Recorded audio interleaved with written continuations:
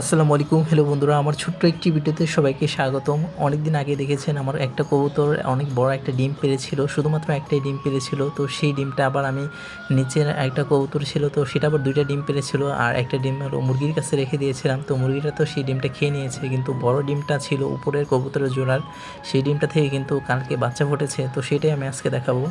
তো বাচ্চা ফোটার আগের একদিন আমি কিছু পরিমাণ খাবার আর ডিমের খোসা গুঁড়ো করে দিয়েছি। তো যেই কবুতরটা একটা মাত্র ডিম পেড়েছিল সেটারই এখন 13 থেকে 14 দিন পর এখন আবার ডিম পাড়বে। যেহেতু ওই ডিমটা আমি ওদের কাছে রেখে দিইনি, নিচে জোড়া কাছে রেখে দিয়েছি। তো ওরা আবার একটা মাত্র ডিম পেড়েছে, কালকে আবার আরেকটা ডিম পাড়বে। যার কারণে এই সময়টায় ওদের একটু বেশি যত্ন নিতে হবে, কারণ এর আগের বার মাত্র একটা ডিম পেড়েছিল, তখন খাবার দিতে পারিনি, আমি অসুস্থ ছিলাম, পানিও দিতে পারিনি ভালোভাবে, যার কারণে মনে হচ্ছিলো একটা ডিম পেড়েছে। তো দেখুন, কালকে এই ডিমটা ফুটবে, আর আজকে হলো ডিমটার মধ্যে ক্র্যাক এসেছে, যার জন্য আমি চেক করে নিয়েছি যে দেখি ডিমটা একটু ভিডিও করে দেখি। আমি তো যেহেতু ভিডিও আপলোড করি, তো তার জন্য একটু ভিডিওর ক্লিপ নিয়েছিলাম। তো রাত পোহালেই সকালে আমি এই ডিমটা থেকে বাচ্চা ফোটা দেখতে পারবো। আলহামদুলিল্লাহ, এই দুটো কবুতর এবার মারামারি করেনি, যার কারণে দুটো কবুতর থেকে বাচ্চা ফুটেছে। তো যদি মারামারি করতো তাহলে ডিমে প্রবলেম হতো, বা ডিম থেকে বাচ্চা ফুটতো না, বাচ্চা মারা যেত। তো দেখুন সকালে কী অবস্থা, মাশাআল্লাহ দুটো কবুতরের বাচ্চা ডিম থেকে বাচ্চা ফুটেছে। তো দেখুন বাচ্চাগুলো কিন্তু মাশাআল্লাহ অনেকটাই বড় বড়, কারণ ডিমগুলো বড় বড় ছিল। আর যেই ডিমটা একটু বেশি পরিমাণ বড় ছিল, অর্থাৎ উপরের জোড়াটা একটা মাত্র ডিম পেড়েছিল এবং বড় ডিমটা পেড়েছিল, সেটারই বাচ্চা হচ্ছে এই বাচ্চাটা। তো এই বাচ্চাটা কিন্তু আগে ফুটেছে, যার কারণে বাচ্চাটাকে একটু বড় দেখাচ্ছে। আবার বড় দেখাবেই না কেন, কারণ ডিমটা তো একটু বড় ছিল এই ডিমটা থেকে। তো এই বাচ্চাটাও কিন্তু অনেকটাই বড়। তো দেখুন দুইটা বাচ্চা মাশাআল্লাহ অনেক বড় বড়। এরকম বাচ্চা কখনো আমি দেখিনি, যেহেতু ওদের ডিমের সাইজ বড় ছিল এবং ডিমটা হেলদি ছিল, লম্বা ছিল, বাচ্চাগুলো বড় বড় ফুটেছে। তো আমি সকালে দেখলাম যে বাচ্চাগুলো ঠিক আছে, আর বাচ্চাগুলোকে এদের মা বাবা পিজন মিল্ক, এই তরল দুধ জাতীয় খাবারটা খাইয়ে দিয়েছে।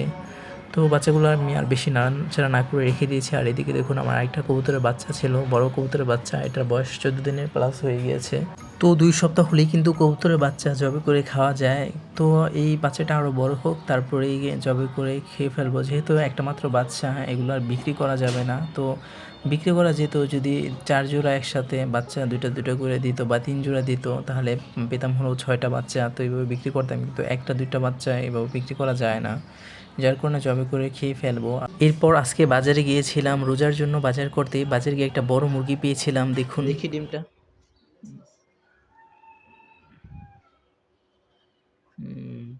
সোনালী মুরগি ডিমের মতো না,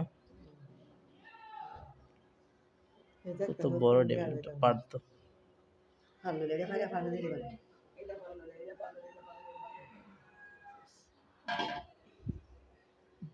মুরগির ডিমটা অনেক বড় ছিল এবং সোনালী মুরগির মতো সাদা ডিম ছিল। আমার আগের সোনালী মুরগিটা এরকম বড় বড় ডিম পারতো। আর এই মুহূর্তের ভিডিওটা হচ্ছে কবুতরের বাচ্চা ফোটার একদিন আগের ভিডিও।